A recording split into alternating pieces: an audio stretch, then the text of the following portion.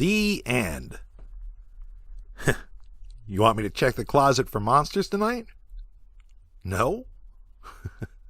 Okay. Good night, kiddos.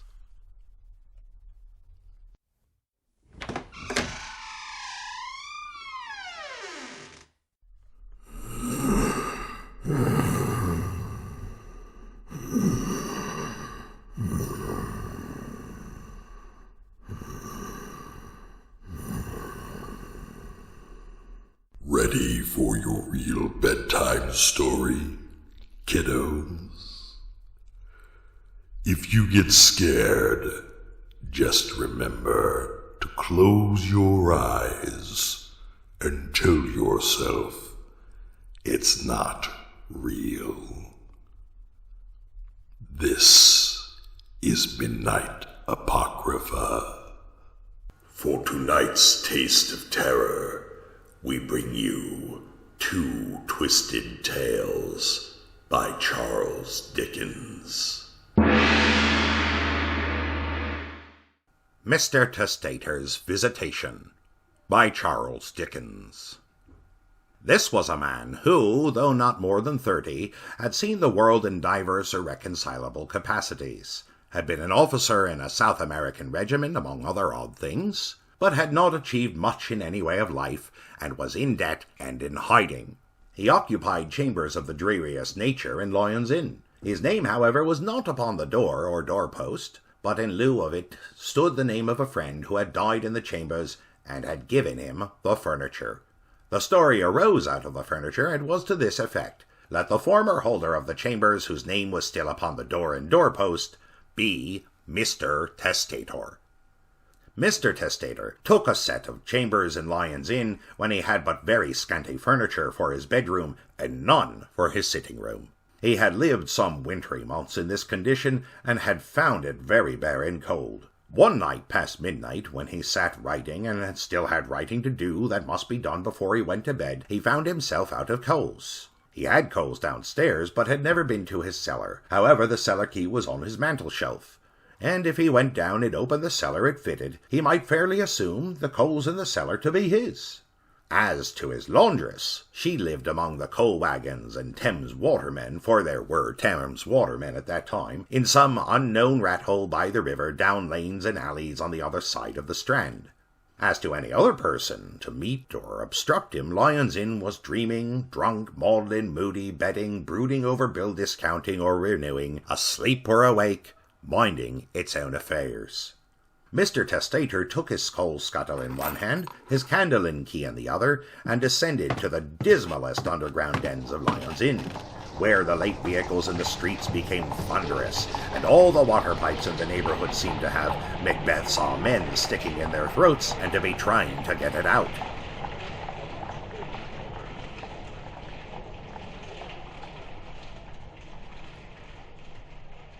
After groping here and there among low doors to no purpose, Mr. Testator at length came to a door with a rusty padlock, which his key fitted.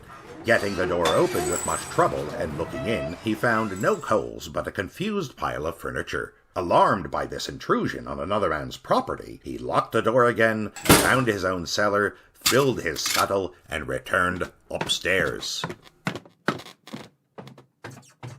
But the furniture he had seen ran on casters, across and across Mr. Testator's mind incessantly, when in the chill hour of 5 in the morning he got to bed. He particularly wanted a table to write at, and a table expressly made to be written at had been the piece of furniture in the foreground of the heap.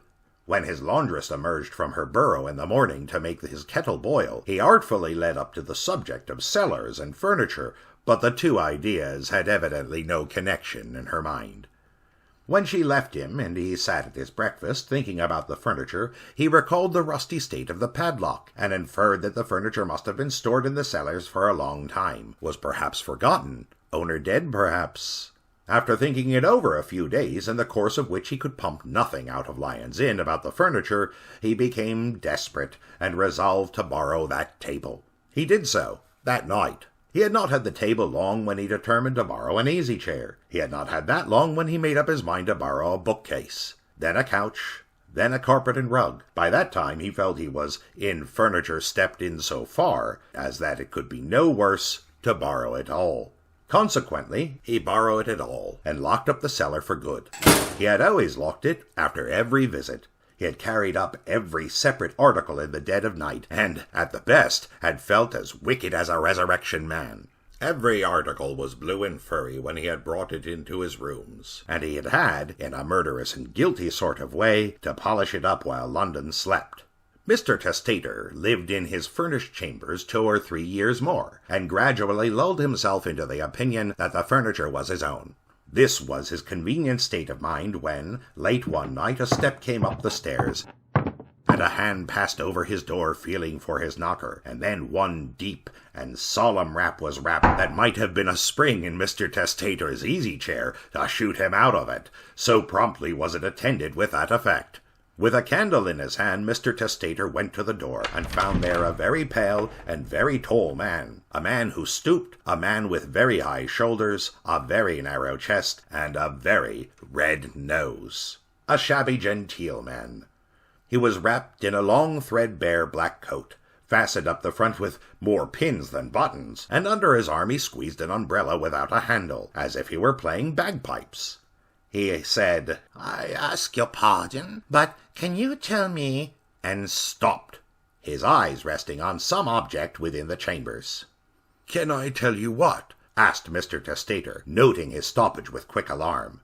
"I ask your pardon," said the stranger, "but this is not the inquiry I was going to make. Do I see in there any small article of property belonging to me?"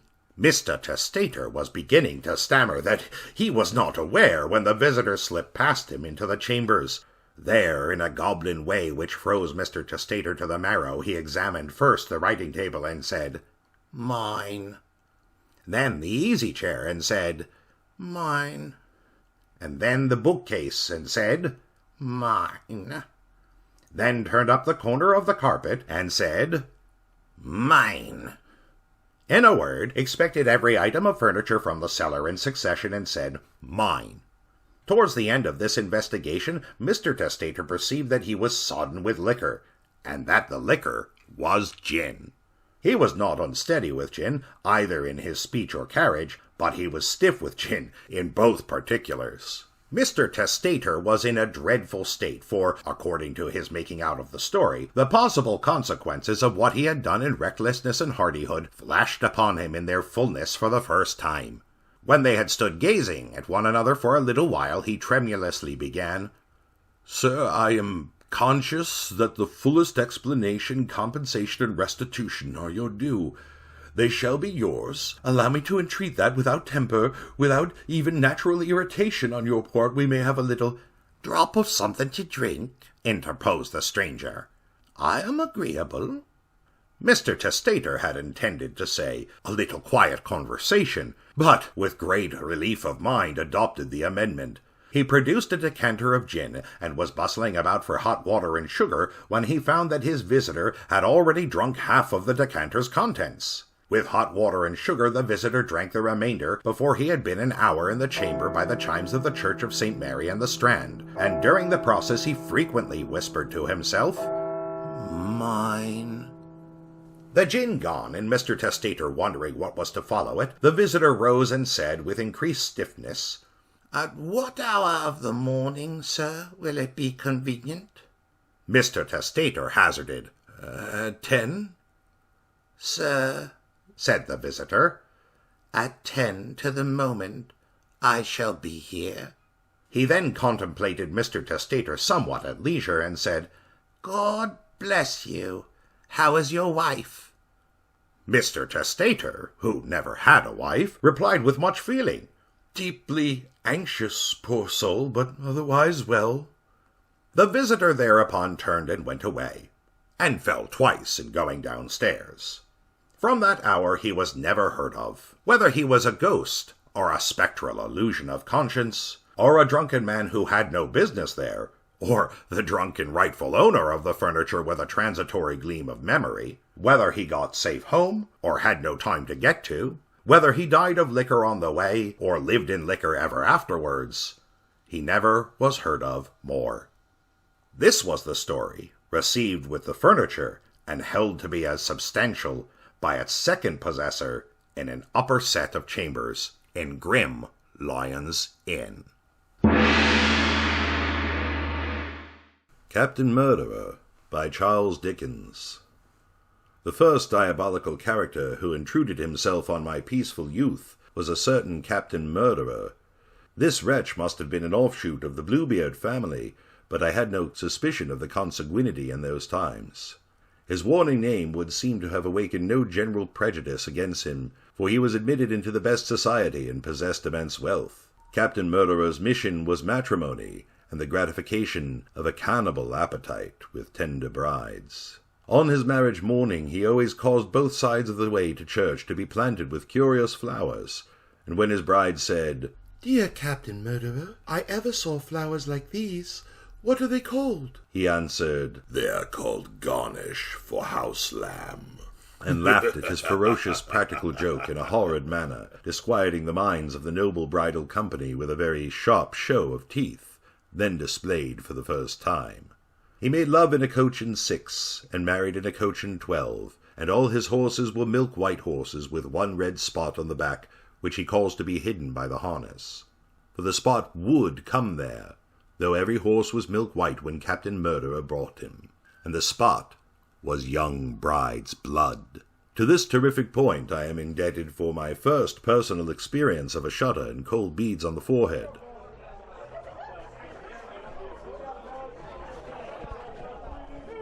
When Captain Murderer had made an end of feasting and revelry, and had dismissed the noble guests, and was alone with his wife on the day-month of their marriage, it was his whimsical custom to produce a golden rolling-pin and a silver pie-board. Now there was this special feature in the captain's courtships, that he always asked if the young lady could make pie crust, and if she couldn't by nature or education, she was taught well. When the bride saw Captain Murderer produce the golden rolling-pin and silver pie-board, she remembered this, and turned up her laced silk sleeves to make a pie. The captain brought out a silver pie dish of immense capacity, and the captain brought out flour and butter and eggs and all things needful, except the inside of the pie. Of materials for the staple of the pie itself, the captain brought out none. Then the lovely bride said, "Dear Captain Murderer, what pie is this to be?" He replied, "A meat pie." Then said the lovely bride, "Dear Captain Murderer, I see no meat." The captain humorously retorted, "Look in the glass." She looked in the glass, but still she saw no meat, and then the captain roared with laughter, and suddenly frowning and drawing his sword, bade her roll out the crust. So she rolled out the crust, dropping large tears upon it all the time because he was so cross. And when she had lined the dish with crust and had cut the crust all ready to fit the top, the captain called out, "I see meat in the glass." And the bride looked up at the glass just in time to see the captain cutting her head off. And he chopped her in pieces, and peppered her, and salted her, and put her in the pie, and sent it to the bakers, and ate it all, and picked the bones. Captain Murderer went on in this way, prospering exceedingly, until he came to choose a bride from 2 twin sisters, and at first didn't know which to choose. For though one was fair and the other dark, they were both equally beautiful. But the fair twin loved him, and the dark twin hated him, so he chose the fair one. The dark twin would have prevented the marriage if she could, but she couldn't. However, on the night before it, much suspecting Captain Murderer, she stole out and climbed his garden wall, and looked in at his window through a chink in the shutter, and saw him having his teeth filed sharp. Next day she listened all day, and heard him make his joke about the house lamb. And that day month he had the paste rolled out, and cut the fair twin's head off, and chopped her in pieces, and peppered her, and salted her, and put her in the pie, and sent it to the bakers, and ate it all, and picked the bones. Now, the dark twin had had her suspicions much increased by the filing of the captain's teeth, and again by the house lamb joke, Putting all things together, when he gave out that her sister was dead, she divined the truth and determined to be revenged.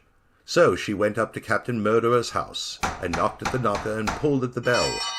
And when the captain came to the door, said, Dear Captain Murderer, marry me next, for I always loved you and was jealous of my sister. The captain took it as a compliment, and made a polite answer, and the marriage was quickly arranged.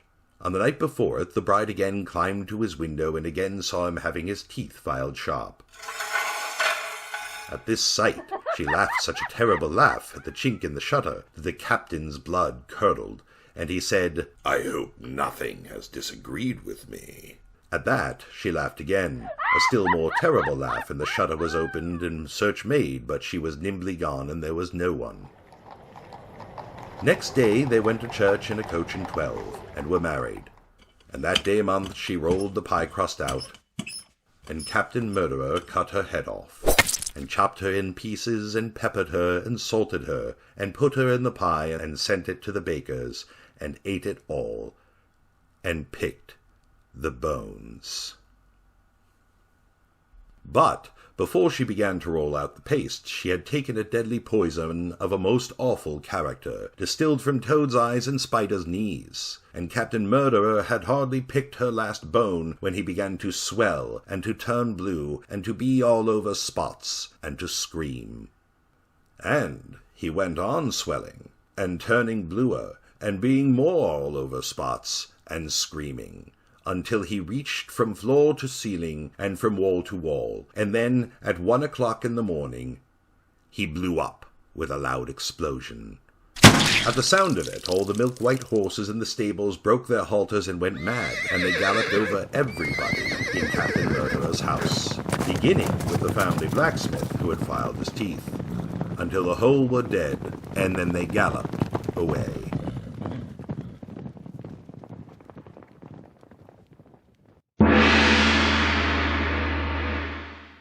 Mr. Testator's Visitation and Captain Murderer were written in 1860 by Charles Dickens for the magazine All the Year Round.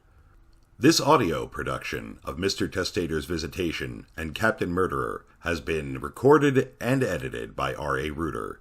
Midnight Apocrypha is a podcast dedicated to the revival of retro radio dramas through new productions of series from the golden age of radio. Midnight Apocrypha is brought to you by Widener University's Lone Brick Theater Company in partnership with Forgotten Lore Theater. If you enjoyed our little fiction, you can find out more about Lone Brick Theater Company on Facebook and Instagram. And go now to subscribe, like, or follow Midnight Apocrypha. Or you never know what may find you.